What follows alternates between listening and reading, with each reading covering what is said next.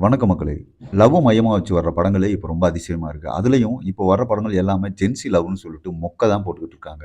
ஆனா, அதுல அத்திப்பூத்த மாதிரி வந்த ஒரு படம் தான் மலையாளத்துல ரிலீஸ் ஆன அபிலாஷம் அப்படிங்கிற படம்.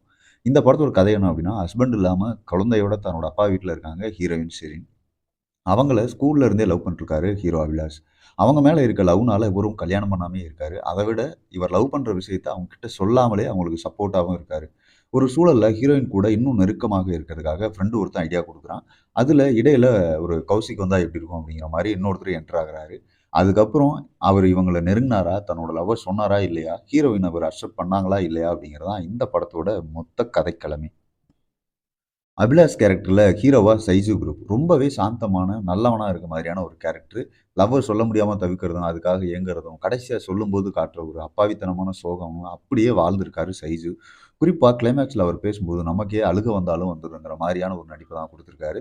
"செரீனா தன்விராம் என்ன அழகுடா" அப்படின்னு சொல்ற அளவுக்கு படம் முழுக்கவே இவங்க ரொம்ப அழகாவே நிறைஞ்சிருக்காங்க.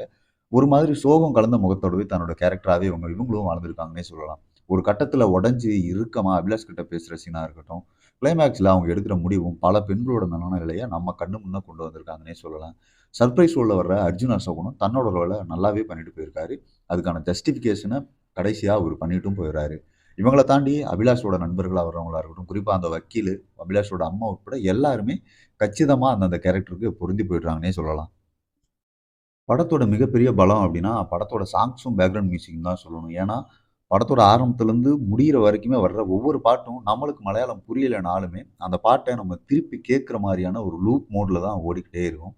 அதே மாரி பேக்கிரவுண்ட் மியூசிக்கும் ரொம்ப அழகா, சாஃப்ட்டா நம்மளுக்கு இதமா இருக்க மாரி தான் இருந்தது. அந்த படத்தோட ஃபீலிங்க நம்மளுக்கு கடத்துறதுல முக்கியமான பங்கு வகிக்கிறது பேக்கிரவுண்ட் மியூசிக்னே சொல்லலாம். குறிப்பா கிளைமாக்ஸ்ல ஒரு ஒரு பாட்டும், அந்த பேக்கிரவுண்ட் மியூசிக்கும் நம்மள ரொம்பவே கலங்க வைக்கிற மாரி தான் இருந்தது. கேமராவோட ஒர்க் எல்லா ஆங்கிள்லயுமே எல்லாருமே ரொம்ப அழகாவே காட்டுற அளவுக்கு தான் நல்லாவே வேலை செஞ்சிருக்கு. ஸ்க்ரீன் பிளே ரொம்ப அழகா ஆர்ப்பாட்டம் இல்லாமயே எழுதியிருக்காங்கன்னு சொல்லலாம். ஏன்னா, நம்மள போட்டு ட்விஸ்ட்டு அது இதுன்னு எதையுமே எதிர்பார்க்கா வைக்காம, சொல்லப்பட்ட காதல விட சொல்லாத காதலுக்கு எப்பவுமே வலியும், வலிமையும் அதிகம்னு சொல்ற மாரியான கதைக்களத்த எடுத்து, அத ரொம்ப அழகாவுமே பிரசன்ட் பண்ணியிருக்காங்க. அந்த வலியையுமே நமக்கு நல்லாவே கடத்தியிருக்காங்கன்னு சொல்லலாம். நெறைய காட்சிகள் நமக்கு அப்படியே மெல்லமா சிரிச்சு ரசிக்கிற மாரியான அளவு தான் அழகா காட்சிப்படுத்தியிருக்காங்க. காதலே இல்லாத காதல் காட்சிகள், அதோட வர்ற இயல்பான காமெடி காட்சிகள், அட்டகாசமான மியூசிக்ன்னு படத்தோட இயல்ப நமக்கு ஒவ்வொன்னும் அவ்வளோ அழகா கடத்துதுன்னே சொல்லலாம். அத விட மியூசிக்கலா படம் செம்ம ஸ்ட்ராங்கா இருக்குன்னு சொல்லலாம். அதுதான் இந்த படத்துக்கு இருக்க மிகப்பெரிய பாசிட்டிவ்ன்னு சொல்லலாம். குறிப்பா ஒருதல காதலுக்கு எப்பவுமே வலிமை அதிகம். அது அவங்க நமக்கு கிடைக்கலனாலுமே அந்த காதல் எப்பவுமே தீராது அப்படிங்கிறத படம் அழுத்தமா சொல்லியிருக்கு.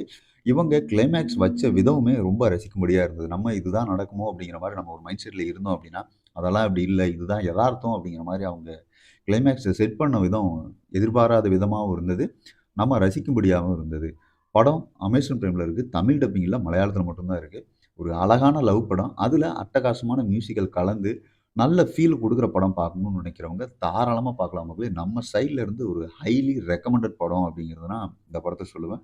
கட்டாயமா பாருங்க. உங்க எல்லாருக்குமே பிடிக்கும். உங்களுக்குள்ள இருந்த அல்லது இருக்க அந்த ஒன் சைடு காதல இது தூண்டி விடுறதுக்கும் வாய்ப்பு இருக்கு.